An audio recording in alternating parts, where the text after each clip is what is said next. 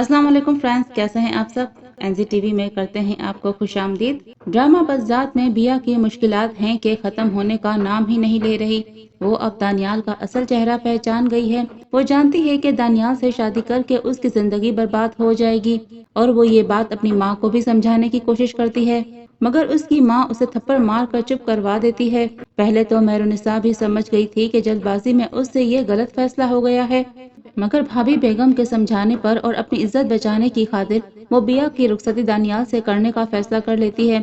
और दानियाल भी घर वालों और मेहरुनिसा के सामने अपने आप को शरीफ जाहिर कर रहा है और सब घर वालों के सामने ये प्रिटेंड कर रहा है कि वो सुधर गया है। जैसे कि आज के एपिसोड में हमने देखा कि दानियाल बिया को धमकाता है और जैसे ही वो मेहरुनिसा को देख लेता है तो बिया से हाथ जोड़कर माफी मांगना शुरू कर देता है। वली बिया की हर तरह से मदद करना चाहता है, मगर भाभी बेगम हर बार उसे अपनी कसम देकर चुप करवा देती है और वो अपनी माँ से मोहब्बत की खातिर पीछे हट जाता है। दूसरी तरफ एनी की बगावत बढ़ती जा रही है। वली उसे प्यार से समझाता है और लेने आता है, मगर वो उसकी बेइज्जती करके घर से जाने का कह देती है।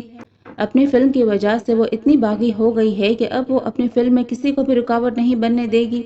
और वली की माँ लैला बेगम हर वक्त यही सोचती रहती है कि जो कुछ उसने अपनी जवानी में किया वही सब कुछ आज उसकी बेटी भी कर रही है। और यही बात एनी भी अपनी माँ से कहती है कि आपने अपनी जवानी में तो वली को छोड़ दिया और अब बुढ़ापे की वजह से मुझे कैद करना चाहती हैं। यहाँ ये बात कहना गलत नहीं होगा कि जो कुछ लैला बेगम ने किया वही सब कुछ पलटकर एनी की सूरत में उसके सामने आ रहा है। साथ ही खुदा ने दानियाल को दूसरा मौका न देकर बहुत ही अक्लमंदाना फैसला किया, क्योंकि जिस इंसान की फितरत में सुधरना नहीं होता वो कभी नहीं सुधरता।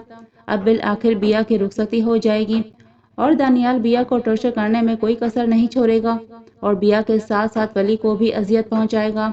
और आखिर में वीडियो को लाइक और शेयर करना ना भूलें और ड्रामा रिव्यूज से बाखबर रहने के लिए हमारे चैनल सब्सक्राइब कर लें। शुक्रिया। अल्लाह हाफिज।